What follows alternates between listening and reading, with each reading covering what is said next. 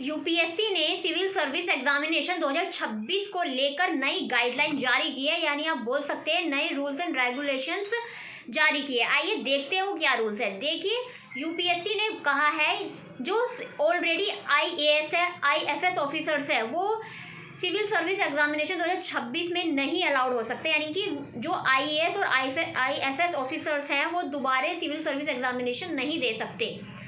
अगर उनको civil service examination दोबारा देना है तो अपनी जो करंट सर्विस है वो रिज़ाइन करे, यानी कि अगर आप किसी करंट सर्विस पर है तो आप एग्जामिनेशन नहीं देंगे। और जो आईपीएस है ऑलरेडी उनको सिर्फ अपनी रैंक सुधारने का लास्ट चांस दिया जाएगा, उसके बाद से वो भी एग्जामिनेशन में अलाउड नहीं किए जाएंगे सिविल सर्विस एग्जामिनेशंस में।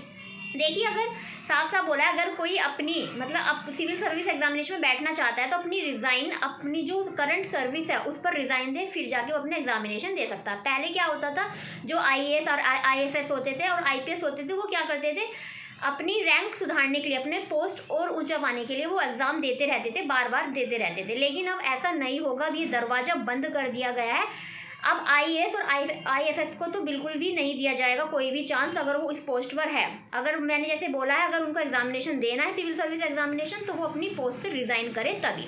ऐसी आईपीएस, अगर कोई ऑलरेडी आईपीएस है तो उसको फिर से चूज़ नहीं किया जाएगा आईपीएस के लिए, उसको रिज़ाइन देना पड़ेगा या फिर उसको सिर्फ एक लास्ट चांस मौका मतलब इम्प्रूवमेंट का मौका मिलेगा। तो ये नई गाइडलाइन जारी की है यूपीएससी ने। देखिए, यूपीएससी ने सिविल सर्विस एग्जामिनेशन 2026 का नोटिफिकेशन जारी कर दिया, अनाउंस कर दिया डेट एग्ज़ाम की। देखिए, 4 फरवरी से जो एप्लीकेशंस है वो स्टार्ट हुई थी और जो लास्ट डेट है फॉर्म फिलअप करने की वो है 24 फरवरी 2026। जो 2026 का जो प्रीलिम्स एग्जाम की जो डेट है वो है 24 मई 2026 और जो मेंस एग्जाम की डेट है वो है 21 अगस्त 2026।